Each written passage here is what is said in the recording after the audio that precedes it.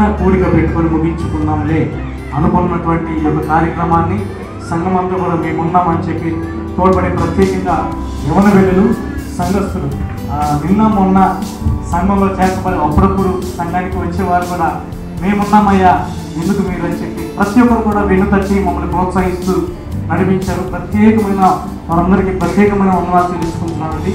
మీరందరూ కూడా ఇప్పుడు వరకు ఓపికతో కూర్చొని పొందినారు. దయచేసి ప్రతి ఒక్కరికి కూడా భోజనం ఉంది, అందరూ భోజనం చేసి ప్రభు బయట మనం చేస్తున్నాను.